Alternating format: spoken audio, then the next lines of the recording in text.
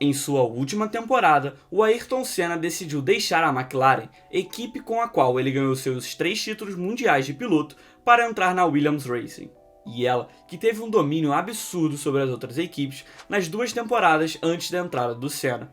Isso porque ela usava a suspensão ativa. E caso você não saiba do que eu estou falando, eu já fiz um vídeo sobre esse tema e vale a pena você passar lá para dar uma conferida. E mesmo após a morte do nosso querido piloto brasileiro, a Williams ainda conseguiu ganhar o campeonato de construtores naquele ano. E em 96 e 97 foram as últimas vezes que veríamos a Williams dominando o cenário.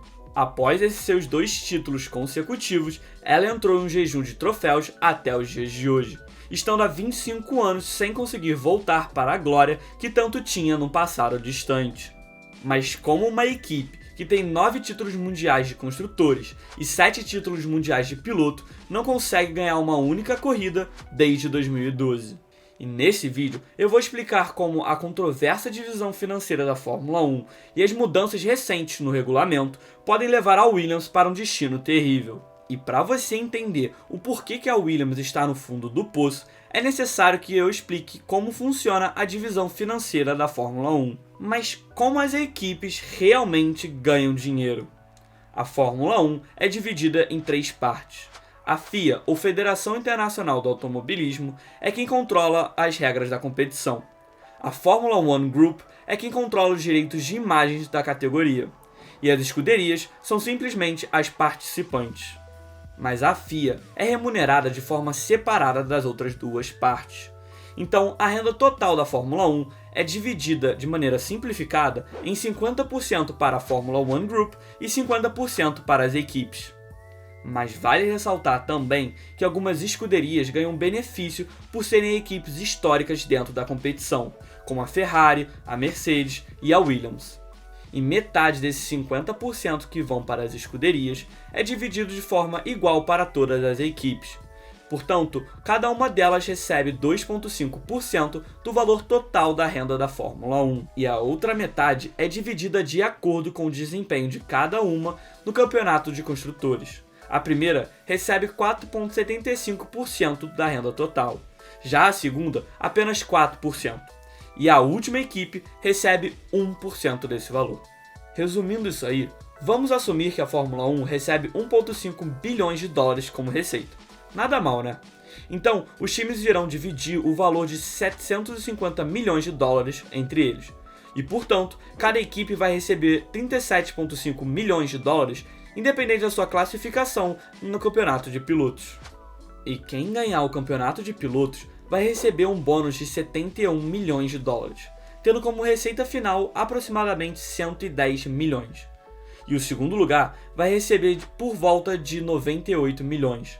E a última equipe do grid vai receber 52,5 milhões de dólares. E não precisamos ser um gênio para perceber que existe uma disparidade financeira absurda entre a primeira equipe, que por muito tempo ficou alternando entre a Red Bull e a Mercedes, para as últimas equipes do grid, que nos últimos anos sempre contou com a presença da Williams. E é aí que está o problema. Uma equipe que está lá atrás no grid não recebe dinheiro suficiente para projetar carros bons que consigam competir contra os maiores. Então, como ela conseguiria sair de lá? Existe uma estratégia comum nas equipes de fundo de grid, na qual elas aceitam pilotos que paguem pelos seus assentos. Um grande exemplo disso é o Nikita Mazepin, que comprou sua vaga na Haas com o dinheiro da companhia de agrotóxico do pai. Entretanto, por causa da guerra da Rússia contra a Ucrânia, ele foi obrigado a deixar o esporte, uma vez que a FIA baniu todas as superlicenças russas. Outro grande exemplo é a Aston Martin, ou Ace Racing Point. O que muitas pessoas não sabem, talvez, é que o pai do Lance Stroll é um dos donos da equipe. Isso faz com que ele tenha um assento reservado na Fórmula 1. E a Williams faz o mesmo com o Nicholas Latifi, que o pai paga junto com outras empresas um patrocínio de por volta de 30 milhões de dólares. E a solução que a maioria dos times que não tem um bom desempenho usam é adquirir investimentos para aprimorar o seu carro, e em troca eles deixam de ter um bom piloto. Mas vale ressaltar que eu não estou querendo tirar o mérito do Nicholas Latifi, do Lance Stroll ou até mesmo do Nikita Mazepin. Todos eles se esforçaram para chegarem onde estão. Porém, só conseguiram garantir a sua vaga na Fórmula 1 com o dinheiro do pai. Agora, durante a pandemia, a FIA implementou um teto de gastos para preservar a integridade financeira das equipes, e essa regra continua até os dias de hoje. E isso significa que as escuderias maiores teriam que diminuir os seus gastos, se assemelhando cada vez mais com as menores, assim reduzindo a disparidade financeira dentro da Fórmula 1. Comitantemente a isso, veio o novo regulamento de carros, que fez com que todas as equipes tivessem que desenvolver um carro do zero com limite de gastos. E você deve estar pensando então que todas as equipes estão mais próximas uma das outras, né? E é aí que está o problema. A Williams é uma das equipes que usa a motorização Mercedes. Ou seja, o mesmo motor que está no carro do Hamilton, do Lando Norris, também vai estar no carro do Latifi e do Albon.